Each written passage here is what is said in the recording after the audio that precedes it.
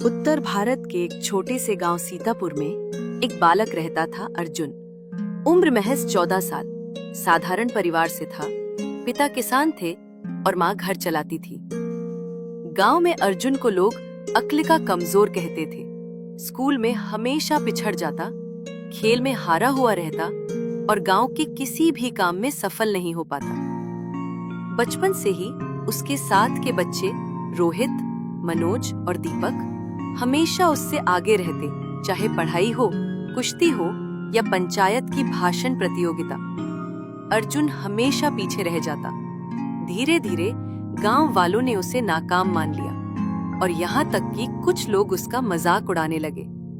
एक दिन स्कूल में वार्षिक प्रतियोगिता की घोषणा हुई। भाषण, निबंध लेखन, चित्रकला और दौड़, 4 श्रेणियां रखी गई थी। अर्जुन ने ठान लिया कि इस बार कुछ अलग करना है। पर जैसे ही उसने भाषण प्रतियोगिता में भाग लेने की घोषणा की, गांव में कई लोग हंसने लगे।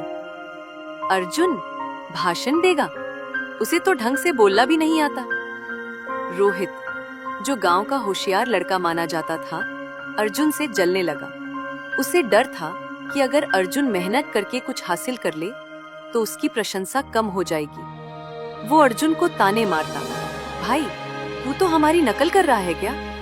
और गांव के बाकी लड़के भी उसका साथ देने लगे। लेकिन अर्जुन ने अपने मन में एक आग जला ली थी। दिन रात अभ्यास करने लगा। स्कूल से लौटने के बाद खेत में बैठकर भाषण की रिहर्सल करता। माँ से शब्दों का सही उच्चारण पूछता, पिता से प्रेरक कहानियां सुनता। फिर आया प्रतियोगिता का दिन।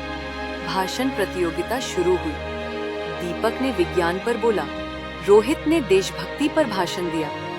तालियां गूंज उठी और फिर बारी आई अर्जुन की। सभी की निगाहें उस पर थी। कुछ ने हंसी रोक रखी थी, कुछ को यकीन नहीं था। अर्जुन मंच पर आया। थोड़ी घबराहट जरूर थी, पर आंखों में आत्मविश्वास चमक रहा था। उसने बोलना शुरू किया, मित्रों, असली सफलता वो है जो आप तब हासिल करें जब सब आपको नाकाम मान चुके हों। उसका भाषण जलन और ईर्ष्या पर था। उसने उदाहरण दिए, रामायण से रावण की, महाभारत से शकुनी की और अपने ही जीवन से। जो लोग दूसरों से जलते हैं वो दूसरों को नहीं, खुद को नुकसान पहुंचाते हैं। मैंने कोशिश की तो लोगों ने मुझे नीचा दिखाने की कोशिश की, पर मैं रुका नहीं, क्योंकि मुझे पता था जब तक मैं खुद से आगे नहीं निकलता तब तक किसी की जलन मेरा कुछ नहीं बिगाड़ सकती। पूरा सभागृह तालियों से गूंज उठा। परिणाम आया, अर्जुन प्रथम स्थान पर रहा। पूरे गांव में चर्चा हो गई। वो रोहित, जो हमेशा सबसे ऊपर था, उस दिन अर्जुन के पास आया और कहा, तेरा भाषण अच्छा था, पर देख लेना, मैं अगली बार फिर सबसे आगे रहूंगा। अब भी उसमें ईर्ष्या थी और वो चुप था।